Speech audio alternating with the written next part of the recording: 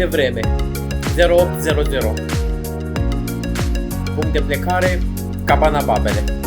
Prima parte a traseului de la Cabana Babele la vârful Lomului este frecventată atât de turiști neexperimentați, cât și de cei profesioniști în drumul lor către adâncul Parcului Natural Bucegi.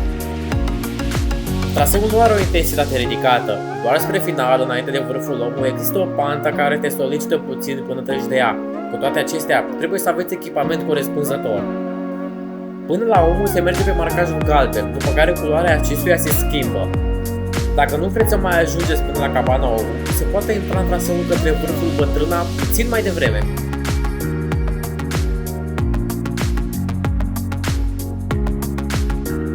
Marcajul se schimbă și odată ce am ieșit de pe traseul către Omul și galbenul se transformă în roșu, mai exact un dreptunghi roșu pe un fundal alb.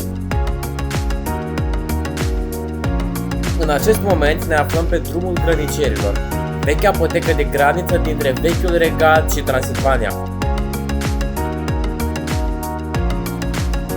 Și pentru că ne aflăm pe vechea apotecă care desparte două provincii ale țării, cam asta este priveliștea pe o mare bucată de drum de la vârful Omul către vârful Bătrâna.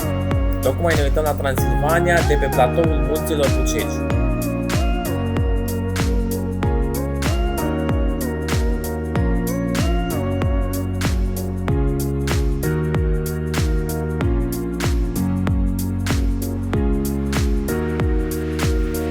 Înainte de refugiul Salvamont de la vârful Bătrâna, trebuie să mai treceți de o ultimă probă, să-i spunem așa.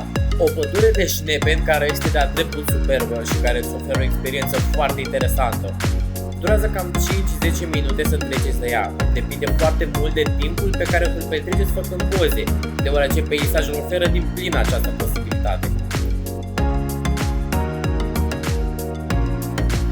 Pentru cei care sunt mai sensibili, se pot gândi la haine care să le astupe cea mai mare parte din corp, astfel nu vor fi zgâriați de crengile care de cele mai multe ori ocupă poteca. Dar trebuie să recunosc că asta face parte din aventura traseului și nu mi-aș dori cât de puțin să fie toaletată poteca.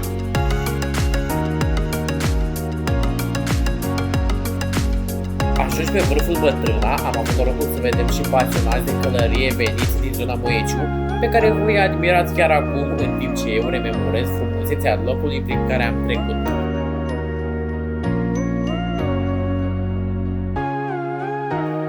De la vârful Bătrâna până la Peștera, marcajul se schimbă într-un triunghi roșu pe fundal alb.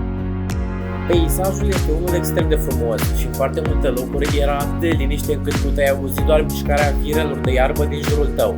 Experiența a fost una cu adevărat specială. Comparativ cu alte trasee din munții Bucegi, acesta nu este atât de popular în rândul amatorilor, astfel că în cele 4 ore am întâlnit puțin oameni în drumul nostru.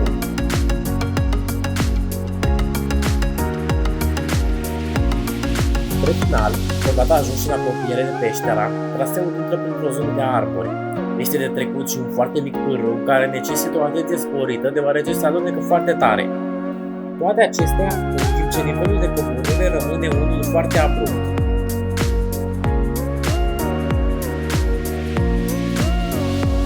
Tocmai am ajuns la finalul traseului. Puțin mai jos, în vale, se află telecabinele la Peștera și o să se aglomereze vizibil, deoarece se poate ajunge cu mașina și este accesibil pentru foarte multă lume.